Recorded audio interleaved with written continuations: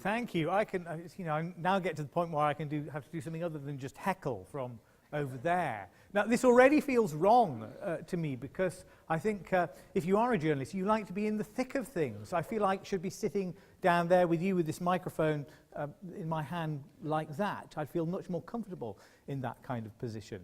I think this is a difficult time to be entering journalism, but probably a very exciting one too, because absolutely nobody knows what's happening. Nobody at all knows what's happening in journalism. I think there may have been a hint of that actually this morning. A lot of jargon flowing around. Nobody really knows what's happening. It could all collapse tomorrow. The institutions are certainly tottering.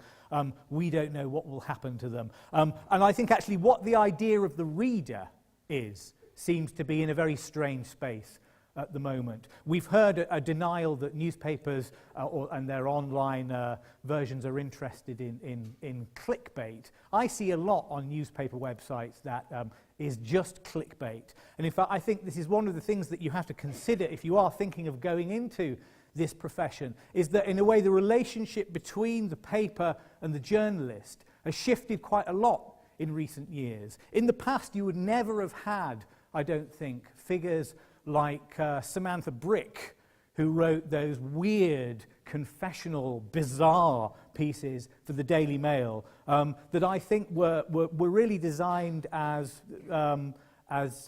sites around which we could all kind of congregate and point and laugh, as people used to do when they used to go and visit crazy people in Bedlam. And I think that's a new phenomena in journalism. The journalist who is actually set up as the kind of story and persuaded to reveal something about themselves, that perhaps if they weren't so locked into this rather Faustian relationship that you can sometimes get between a journalist and an editor, as jobs are so hard to come by these days. I think the fee really should have been very good for that. And I think I see things in papers these days where papers are really trolling readers who are not their readers. They're people who are consuming these stories on social media, who would never buy the paper that the story is printed in a million years. Those stories have some other function.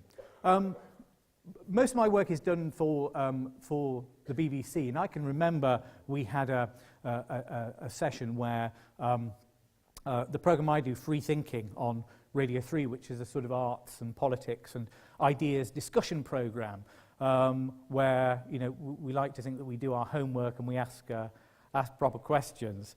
We had one of those days that the BBC can barely afford to do this anymore. This is the only thing like this that I've ever been involved with. But we got people from outside to come in and tell us what they thought we should be doing. And we had a columnist from the Telegraph who came in, who I later realised actually, in a way, this is a position that doesn't quite that didn't exist when I first came into the business. That they don't actually get paid for what they write; they just get given a space on the website, and some things are commissioned, but mainly they're just banging on about stuff, and they've been given a space to do that. And the advice that he gave us for our discussion programme on Radio 3 was about a piece that he'd written about people self-harming for Justin Bieber, to express their love for Justin Bieber. And he said this was the piece he'd written that got the most hits for anything that he'd ever written. And this is the sort of thing that we should be thinking about. We get these magic combinations of things that people Google for or have this life of their own on social media that readers will then chase and pursue. But what seemed to be very unclear to me was whether or not anybody had actually read this piece he was talking about. Okay, it was there online. But something odd, I think, is happening in journalism, in that you can be accounted a great success. All of this stuff will show up on your analytics without really having a single example of what I would actually call a reader, somebody who started at the beginning of your piece and read through to the end. And I sense that this is one of the things that, if you are if you are kind of considering entering this world, that you need to have a good long think about, because there are lots of reasons not to be a journalist. For a start, it's not a very respected profession. I think all those surveys show that. There isn't the money in it that there used to be.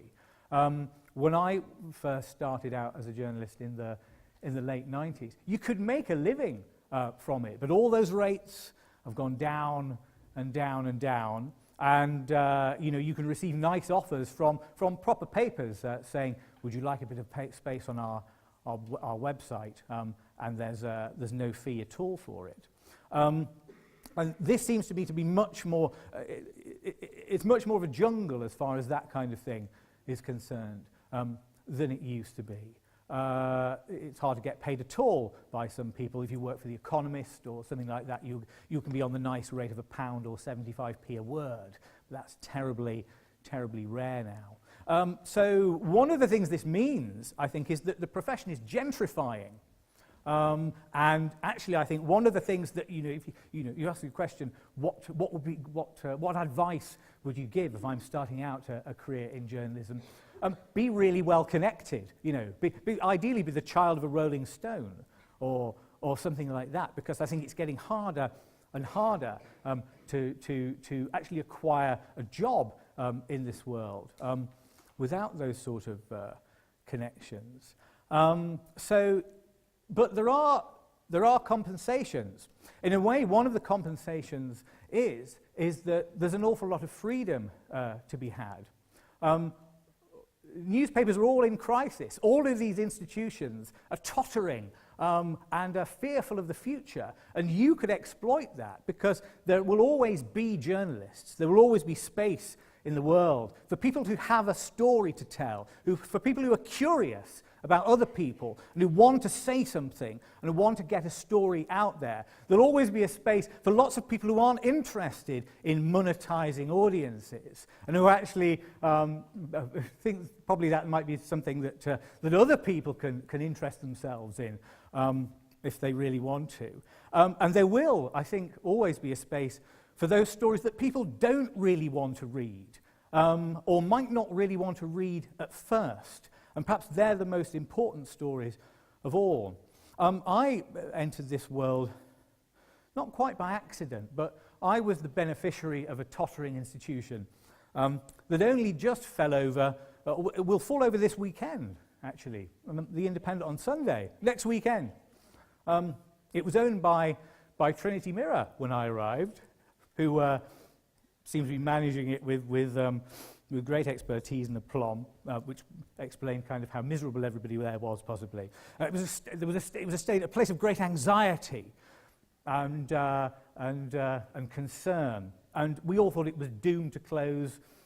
Well, whenever the next week was, we thought it was a doomed institution, and somehow its ownership has changed, and it's had this rather weightless existence, which finally comes to an end in a couple of weeks' time.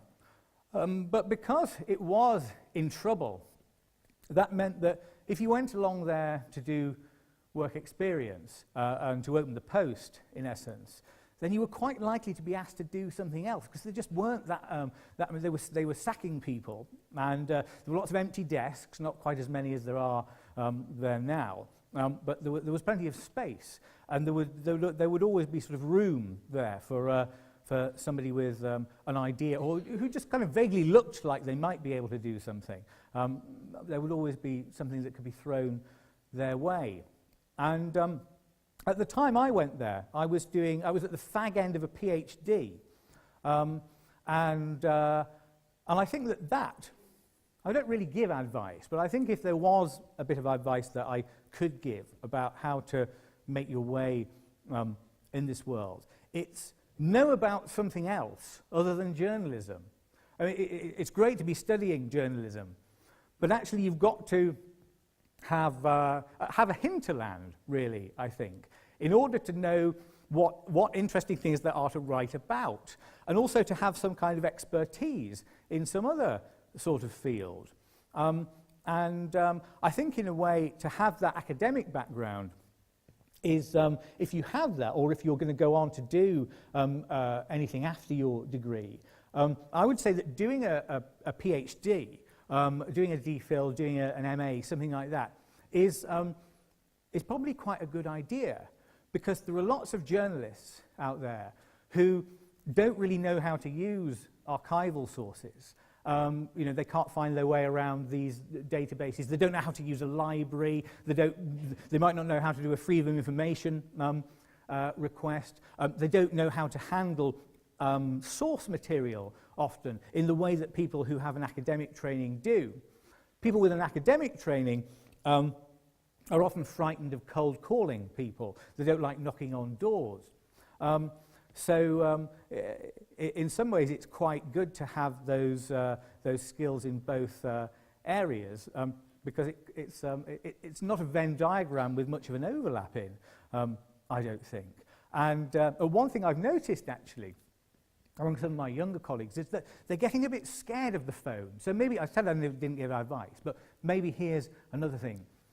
Don't be scared of the phone. You can't do it all over social media. There have been times when I've read pieces in the paper, and there's been a quote from me in there, and I thought, well, where does this come from? Oh, it's a tweet. Well, why didn't they just ring me up? I could have told them a much more interesting answer than this. But I think because this is the bottom line is always very present, and people are paid so little, and journalists are now much more stuck in the office than they used to be, then there seems to be a disinclination to go out and do these things if Twitter can provide. And I would say that was probably not a good path to wander down. The most inspiring journalist I ever met was a woman called Nerina Shute. I got to know her when she was 95, and she had been in the 20s the gossip columnist of Film Weekly, just at the point when cinema was going from silent to sound. And I went to see her in her house in Putney, and she had what I considered to be a brilliant career. She wrote film gossip, really. I won't elevate it any more than that, but it was absolutely brilliant. She did interviews with people in the days when to go and talk to a film star, you just had to go and knock on the dressing room door. You just had to walk into the studio and go and find them and see if they would talk to you. And she wrote a column that was, I think, full of the most brilliant kind of writing. Like, she was very good at not offering an open insult to a star who she was interviewing, but a cutting remark dressed up nicely. So she interviewed a star who she referred to as a Baby Austin lady killer, because he was short. Baby Austin was a little car. She said that another star had a face like an agreeable loaf of bread. And so she was very good at finding that balance, at being mischievous and impertinent, which I think is something that a journalist always has to cultivate in themselves. Nowadays, if you try to interview a film star, it's in a much more prescribed kind of environment. Rosie is nodding in a slightly depressed way because she too knows how things have changed really very rapidly, actually. I suppose because there are many more places where this kind of thing is aired. But 15 years ago, I would find myself complaining if I wasn't allowed an hour with somebody. Now, you get your 5 minutes, your 12 minutes, and there will be somebody literally sitting with a stopwatch at the feet of the star or whoever. Yeah, you're also not allowed to be alone with them in a way that you once were. And I don't in a way think that's because they're more at risk. I think that just that world has grown more paranoid.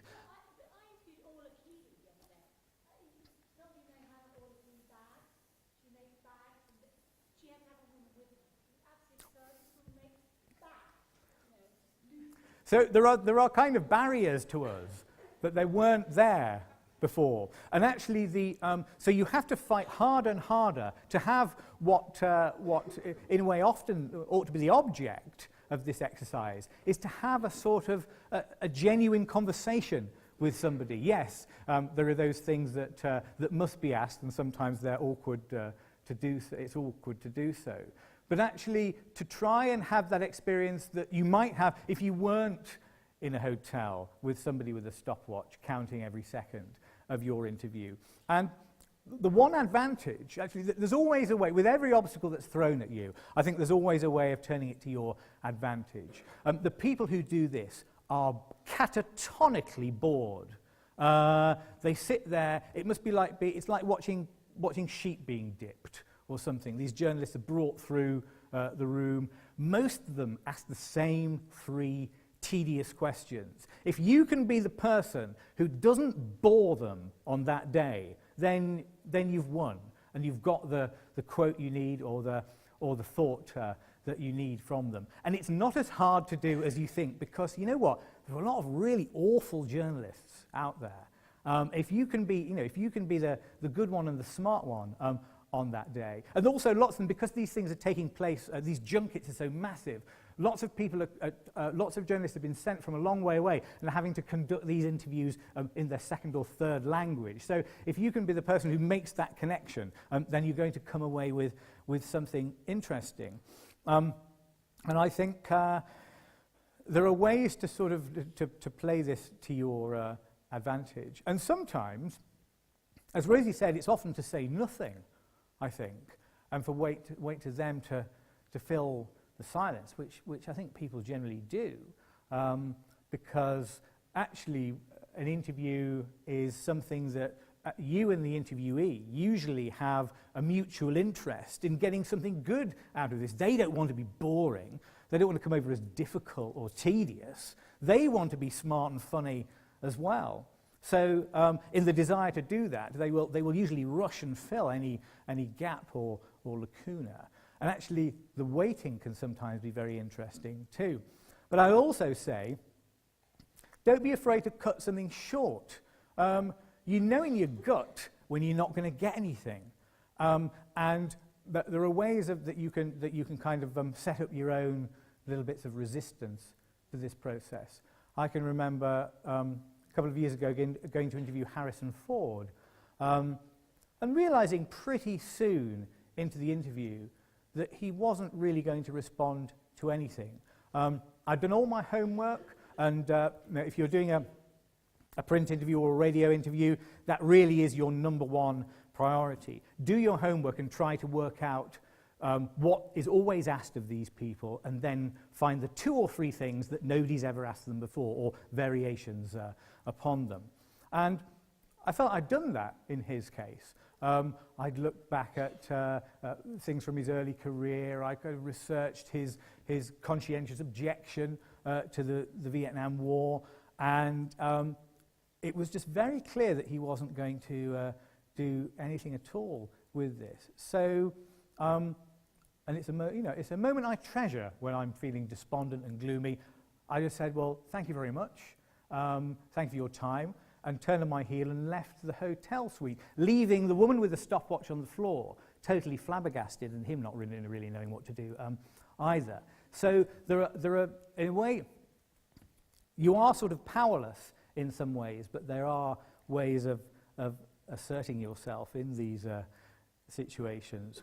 And if you're doing a radio interview, particularly if you're doing something long form, I think it's always best to try and think about the shape of the interview fairly carefully. The order of the questions might be as important as what those questions actually are. And also, as Rosie said, don't make them too long. Don't go on and on and on. Don't present them with a thesis and then ask them for a response at the end. So if I really have a message for you, it's that if you are feeling like this is a jungle, this is a rather scary profession, actually you're right about that. But you have an absolute right to be in it. And actually journalism needs more people in it who are not the sort of people who are already plugged in to all of those dreary networks that seem to colour so much of our national conversation. If you are not kind of the children of the commentariat, then that is a reason why you need to be in journalism, getting your voice into it, however, by whatever means necessary, actually. So I'll stop there, and you can then ask me some impertinent questions. Thank you.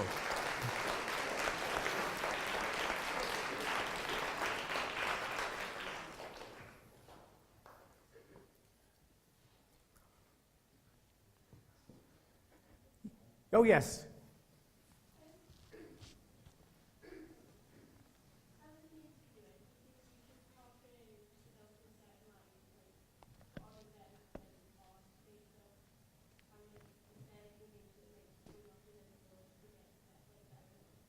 I don't think so, because you always get found out. If you didn't hear the question, it's about if you're doing an interview, should you kind of put on a certain voice or kind of tailor how you appear or how you sound to. I think in a way you end up doing that kind of thing unconsciously anyway. I think in a way it's always good to kind of come to the ground of the interviewee to try and get a grasp of their subject in a way that is going to make them respond and open up, to show a familiarity with their world or their way of looking at things. But that doesn't mean in a way you have to go dressed as them, because I think it's sort of counterproductive. And I think really, kind of being yourself, unless you have big reservations about that person, whoever they are, is usually the best idea. And people respond to it too, because there is a certain sort of, there are habits that people get into. There is a kind of generic journalist. There are generic inflection patterns that journalists use. There are generic sentence constructions that people get into. And I think you see this when you watch the television news. There's a sort of uniformity about the way people present themselves, about the grammar of their reports and the grammar of their questions. If you can slightly outmaneuver that, that's probably a good idea, and that's probably more about being you than about complying with some other idea of how a journalist ought to appear or how they ought to talk. Yes?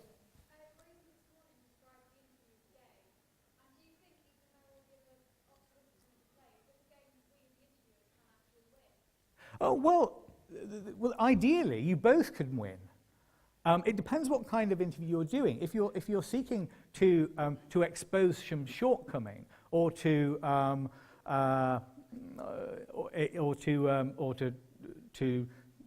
trip this figure up who may be being inconsistent, if you want to try and expose something about them, then that's a game that has a winner and a loser.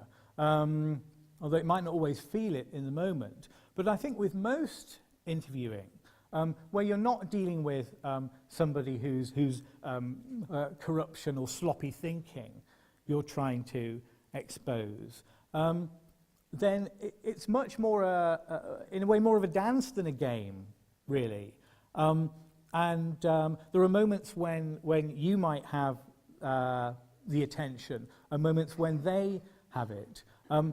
But I think with, certainly if you're interviewing a novelist or a director or something like that, somebody who you have some, somebody who you have a reason to interview, then the question of whether there's a winner or a loser or not isn't always that relevant, I don't think. In a way, I think for the radio interview, it's got to, the ideal thing is this a conversation that the listener wants to be in on? Do they wish they could be here too, involved in this? And they are involved in it, they're just not in the room. Yes?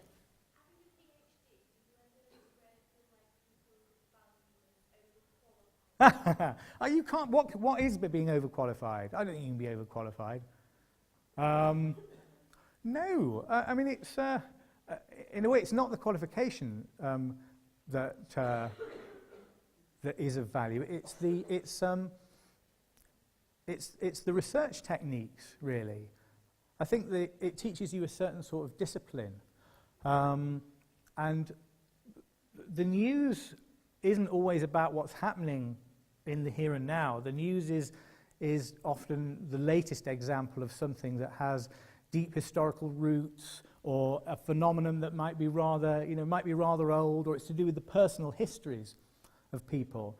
And I think if you've, if you can do that kind of work, then that helps really, so that you're not just dealing with what's happening today. You've got some sense of what happened the day before, and how that might have shaped what you're looking at in the present.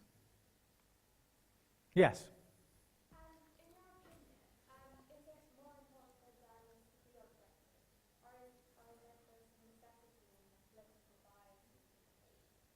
Well, it's a tricky one, this, because since I do most of my, if my interview is not for a book I'm writing, really, which is something much more personal, then it's for the BBC.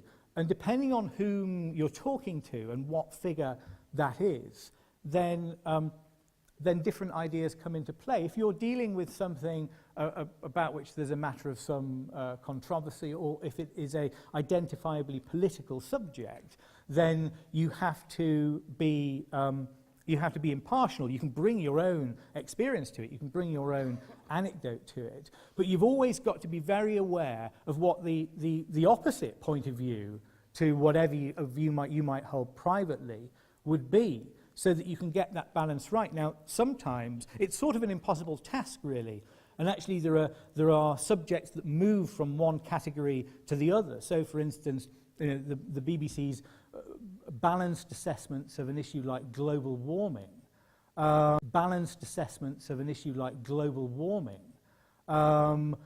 came under review and were criticised because balance was being improperly, in a way, put into a discussion about which there's really a very general consensus.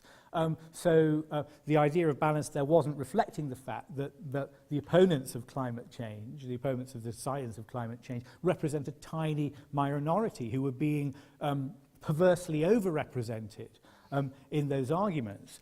But the thing about that is it's all very well to theorize about all of this. When you're live on air, it can go wrong, and you have to accept that it will go wrong. You can find that people accuse you of bias one way or the other on air. And I think that the only way you can really measure that you're doing it right is that you get the same kind of resentfulness from people from both sides of the political spectrum. So that if somebody on the left accuses you of asking a typical BBC question, you tot them all up, and you hopefully are getting those sort of remarks from people on the other side of the argument as well. But it's interesting. It's interesting what it reveals about people's assumptions about what the point of view is of the BBC is. And actually, there seem to be as many of those assumptions as there are people. As we were sort of, as Felix was sort of saying about the relationship between the BBC and the Mail is problematic, because the Mail enjoy invest a lot of energy into portraying the BBC a certain kind of way. I was once called by Quentin Letts, columnist of the Daily Mail, I was once called a bigot for using the expression "thinking person's Republican" in an interview with the American political commentator P.J. O'Rourke, who had come in to discuss why the Republican Party wasn't producing intellectual heavyweights. And that's the kind of thing I'm used to reading, really. To turn it back the other way, I would say that the BBC are far too worried about what the Mail thinks about it, and actually exist in a needless state of anxiety about it. And also, there's something rather pathetic, actually, when about how happy the BBC gets when, for instance, War and Peace got a great review. The Mail really likes it, and it is cause for celebration institutionally. I really don't think they should be that bothered. Yes?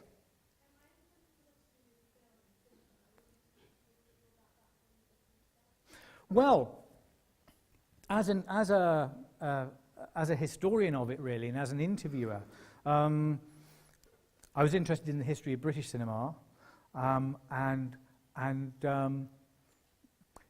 I just started writing to people and found myself interviewing people who had perhaps not been interviewed for 30 or 40 years.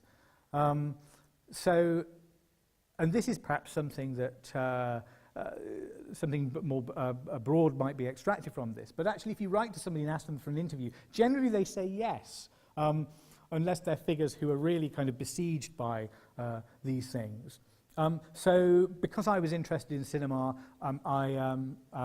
I've been the film critic of The Independent on Sunday, sort of, again, by accident. It's by being in the right place at the right time, not because I had any great expertise in it, I don't think, but that sort of led to my research interest in it. And this is the kind of thing I was thinking of when I was asked about the game of the interview.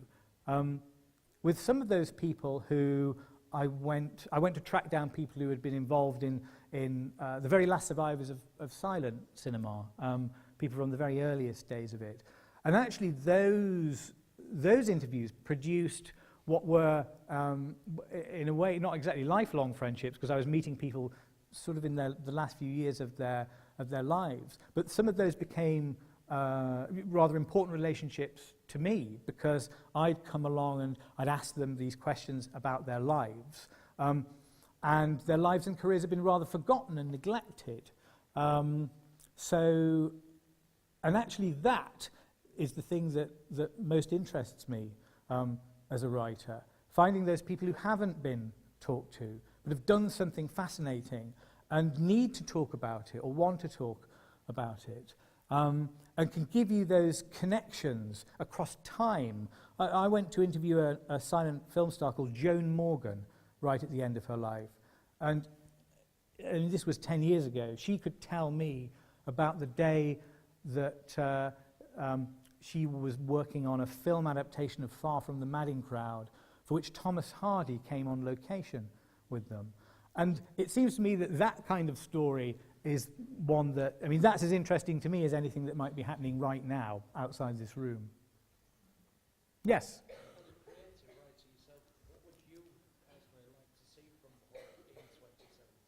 What would I like to see from Hull? Well, I think that Hull's cultural history is fantastically rich.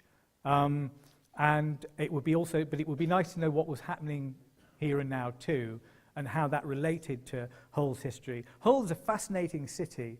It's a bit like Liverpool, I think, in that it has its back to the rest of England. I mean, it was almost like a sort of, when I grew up here, it almost felt like living in a separate state. It almost felt living in like a kind of a little Soviet republic that had separated from the rest of England, because you had that ring of there were the docks and the factories and the tower blocks. And I can remember, when I used to go and visit my grandfather, who lived at the top of High Court, which was demolished last year, wasn't it, surveying this city. And it seemed to have a very separate kind of culture. There was the odd sign up in Russian here, wasn't there, in the 70s, for sailors coming in off the ships. You saw Russian larders on the street because they came straight off the ships. Completely, obviously, all the telephone boxes were a different colour and run separately. So it felt very much like a city unto itself, and that is a quality that is what I really value about it. And it's the quality that Larkin captures in his work. And that idea of unfenced existence is something that only Hull has in that kind of way. Liverpool also has its back to England, I think, too. But it has a rhetoric about itself that Hull doesn't have. But actually, that's one of the reasons why I value Hull. I don't think Hull really cares that much what the rest of England thinks of it. I think that's good. Yes, right at the back.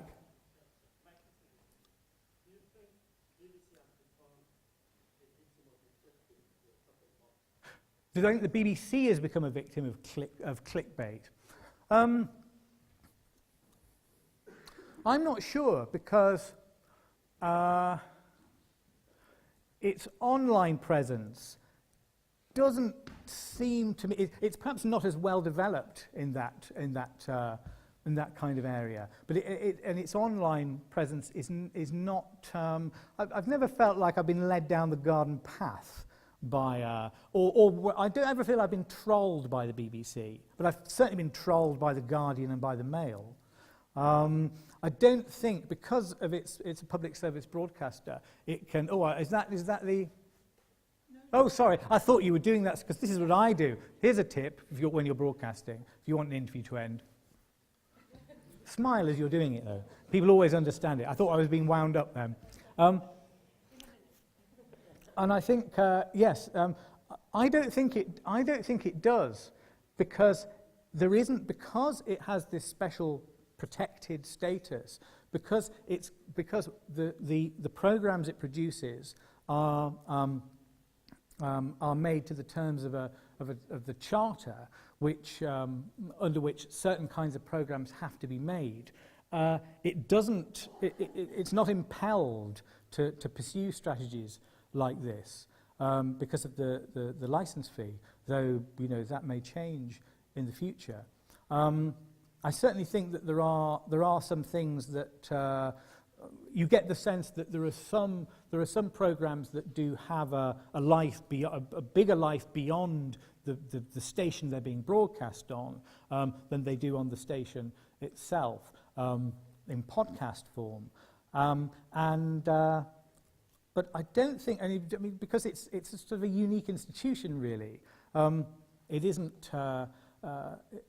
It's in a very, at the moment anyway, it's in a privileged and fortunate position. One I think, I would argue, benefits everybody. But it means that you can do things that